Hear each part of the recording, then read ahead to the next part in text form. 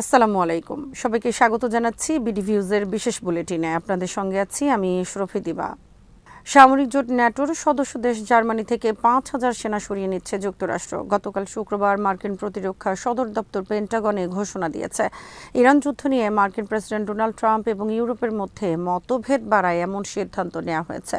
সম্প্রতি জার্মানির chancellor Friedrich মার্জের সঙ্গে বাকবিতণ্ডতার পরপরই ট্রাম্প দেশটির থেকে সেনা কমানোর হুমকি দিয়েছিলেন। গত সোমবার মার্জ বলেছিলেন, ২ মাসের এ যুদ্ধ থামানোর আলোচনা চালাতে গিয়ে ইরানিদের কাছে অপদস্থ হচ্ছে যুক্তরাষ্ট্র। তিনি আরও বলেন, এ যুদ্ধ থেকে বের হতে যুক্তরাষ্ট্র কোন কৌশল নেয়ার কথা ভাবছে তা তিনি বুঝতে পারছেন না। নাম প্রকাশ না করার শর্তে পেন্টাগনের জ্যেষ্ঠ এক কর্মকর্তা বলেন, জার্মানির সাম্প্রতিক মন্তব্যগুলো ছিল ভুল ও অকাজের। তিনি আরও বলেন, এ ধরনের অসহযোগিতাপূর্ণ মন্তব্যের প্রতিক্রিয়ায় প্রেসিডেন্ট সঠিক পদক্ষেপই নিচ্ছেন। পেন্টাগন বলেছে, আগামী ৬ থেকে ১২ মাসের মধ্যে সেনা প্রত্যাহারের কাজ শেষ হবে। জার্মানিতে বর্তমানে প্রায় ৩৫,০০০ মার্কিন সেনা দায়িত্বে আছেন, যা ইউরোপের জন্য যে কোনো দেশের তুলনায় বেশি। পেন্টাগনের ওই জ্যেষ্ঠ কর্মকর্তা আরও বলেন, ট্রাম্পের এই সিদ্ধান্তের কারণে ইউরোপে যুক্তরাষ্ট্রের সেনা সংখ্যা আবার প্রায় ২০২২ সালের আগের অবস্থায় ফিরে যাবে। ২০২২ সালে ইউক্রেনে রাশিয়ার অভিযানের পর তৎকালীন প্রেসিডেন্ট জো বাইডেন সেনা সংখ্যা বাড়িয়েছিলেন। এই কর্মকর্তা আরও বলেন, ট্রাম্প প্রশাসন চায় ইউরোপ নিজেই নিজের নিরাপত্তার দায়িত্ব বেশি করে নিক। এই সিদ্ধান্ত সে দৃষ্টিভঙ্গিরই অংশ, তবে এটিও স্পষ্ট করে যে মিত্রদেশগুলোকে অবিশ্বস্ত মনে করলে প্রেসিডেন্ট ডোনাল্ড ট্রাম্প কঠোর পদক্ষেপ নিতে প্রস্তুত আছে। পেন্টাগনের একটি অভ্যন্তরীণ ইমেইলের ভিত্তিতে গত সপ্তাহে রয়টার্স একটি বিশেষ প্রতিবেদন প্রকাশ করেছিল। প্রতিবেদনে বলা হয়, ইরান যুদ্ধে যুক্তরাষ্ট্রের পাশে না থাকা দেশগুলোকে শাস্তি দেওয়ার কথা ভাবছে যুক্তরাষ্ট্র। এর মধ্যে আছে স্পেনকে ন্যাটো থেকে সাময়িকভাবে বাদ দেয়া এবং ফকল্যান্ড দ্বীপের মালিকানা নিয়ে যুক্তরাজ্যের দাবি বিষয়ে যুক্তরাষ্ট্রের অবস্থান পুনর্বিবেচনা করা। ইরানের জন্য স্থল বাণিজ্য পথ খুলে দিল পাকিস্তান। হরমুজ প্রণালী নিয়ন্ত্রণে আরও কড়াকড়ি বিশেষ বলের প্রতিষ্ঠার ঘোষণা ইরানের। নিজেদের দক্ষিণ উপকূলীয় জলসীমায় নৌ চলাচল নিয়ন্ত্রণে নতুন নিয়ম ঘোষণা করেছে ইরানের ইসলামী বিপ্লবী গার্ড বাহিনী বা আইআরজিসি। কৌশলগতভাবে গুরুত্বপূর্ণ হরমুজ প্রণালী ও আরব উপসাগরীয় অঞ্চলের সমুদ্রপথে নিজের নিয়ন্ত্রণ আরও শক্তিশালী করতেই মূলত এ পদক্ষেপ নিয়েছে দেশটি। ইরানের রাষ্ট্রীয় সংবাদ মাধ্যম প্রেস টিভির প্রতিবেদনে বলা হয়, আইআরজিসি নৌ শাখার কমান্ড থেকে একটি বিবৃতি জারি করা হয়েছে। এতে বলা হয়েছে, আরব উপসাগর থেকে শুরু করে অত্যন্ত গুরুত্বপূর্ণ হরমুজ প্রণালী পর্যন্ত ইরানের প্রায় ২,০০০ কিলোমিটার উপকূলীয় এলাকা বিশেষ নিয়ন্ত্রণ বলয় গড়ে তোলা হবে। বিবৃতিতে আইআরজিসি দাবি করেছে, পদক্ষেপের উদ্দেশ্য হল এই জলসীমাকে ইরানের মানুষের জন্য গর্ব ও শক্তির উৎস এবং এই অঞ্চলের নিরাপত্তা ও সমৃদ্ধির কেন্দ্র হিসেবে গড়ে তোলা। প্রেস টিভি জানিয়েছে, ইরানের সর্বোচ্চ নেতা আয়াতুল্লাহ মুস্তাফা খামেনির দেয়া এক নির্দেশনার পরদিন এই ঘোষণা এলো।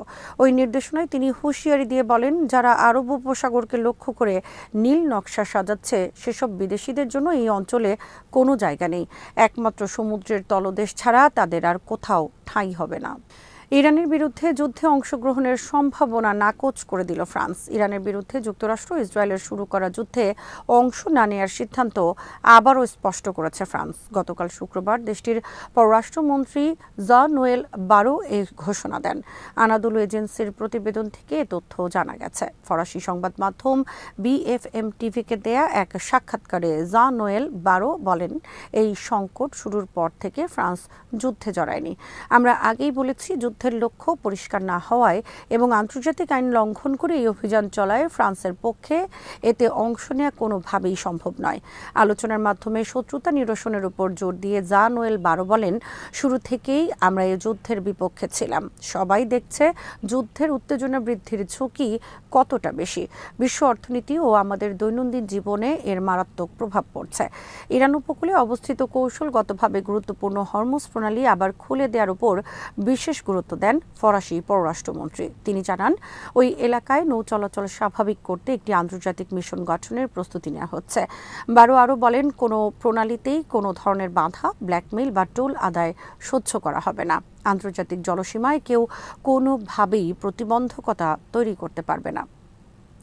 ইরানের সশস্ত্র বাহিনী যে কোনো হুমকি বা শত্রুতামূলক কর্মকাণ্ডের বিরুদ্ধে দেশকে দৃঢ়ভাবে রক্ষার জন্য সম্পূর্ণ প্রস্তুত রয়েছে বলে জানিয়েছে দেশটির পররাষ্ট্রমন্ত্রী আব্বাস আরাকচি। তিনি বলেন, যুক্তরাষ্ট্র যদি তার জবরদস্তিমূলক নীতি থেকে সরে আসে তবে তেহরান কূটনৈতিক পথ অনুসরণ করতেও প্রস্তুত। শুক্রবার সন্ধ্যায় তুরস্ক, কাতার, সৌদি আরব, মিশর, ইরাক এবং আজারবাইজানের পররাষ্ট্রমন্ত্রীদের সঙ্গে পৃথক টেলিফোন আলাপে তিনি আঞ্চলিক পরিস্থিতি নিয়ে আলোচনা করেন এবং যুক্তরাষ্ট্র ও ইসরায়েলের বিরুদ্ধে চলমান সংঘাত বন্ধ ও শান্তি পুনঃপ্রতিষ্ঠায় ইরানের অবস্থান তুলে ধরেন।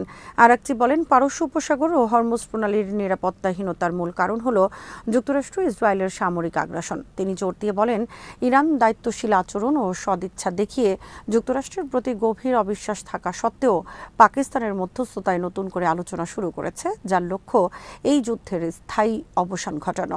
একই সঙ্গে তিনি কূটনৈতিক প্রচেষ্টা জোরদারে এবং নতুন করে সামরিক উত্তেজনা এড়াতে আঞ্চলিক দেশগুলোর গঠনমূলক ভূমিকার প্রশংসা করেন। তিনি আরও বলেন, এই যুদ্ধ ইরান শুরু করেনি, বরং এটি তাদের উপর চাপিয়ে দেওয়া হয়েছে। তবে যুক্তরাষ্ট্র যদি তার অতিরিক্ত দাবি, হুমকিমূলক বক্তব্য এবং উস্কানিমূলক পদক্ষেপ থেকে সরে আসে তাহলে ইরান কূটনৈতিক প্রক্রিয়া চালিয়ে যেতে প্রস্তুত। পাশাপাশি তিনি সতর্ক করে বলেন, দেশের সশস্ত্র বাহিনী সর্বোচ্চ সতর্ক অবস্থায় রয়েছে এবং যে কোনো হুমকি বা আক্রমণের জবাবে সর্বাত্মক ও কঠোর প্রতিরক্ষা দিতে প্রস্তুত। অন্যদিকে সংশ্লিষ্ট দেশগুলোর পররাষ্ট্রমন্ত্রীরা শান্তিপূর্ণ সমাধান ও কূটনৈতিক উদ্যোগের প্রতি সমর্থন জানিয়েছেন এবং সংঘাত নিরসনে প্রয়োজনীয় সহায়তা দিতে আগ্রহ প্রকাশ করেছেন। ইরানের সর্বোচ্চ নেতা আয়াতুল্লাহ সৈয়দ মোজতবা খামেনি শ্রমিক দিবস ও শিক্ষক দিবস উপলক্ষে দেয়া এক বার্তায় বলেছেন, দেশটির অগ্রগতি ও আধ্যাত্মিক বিকাশের শত্রুদের বিরুদ্ধে সামরিক ক্ষেত্রে ইরান তার সক্ষমতার একটি অংশ ইতিমধ্যে বিশ্বকে দেখিয়েছে। তিনি জোর দিয়ে বলেন, একইভাবে অর্থনৈতিক ও সাংস্কৃতিক ক্ষেত্রেও শত্রুদের আশা নৎসাৎ করতে হবে। তিনি উল্লেখ করেন, একটি দেশের উন্নতির জন্য দুটি প্রধান স্তম্ভ হল জ্ঞান ও কর্ম।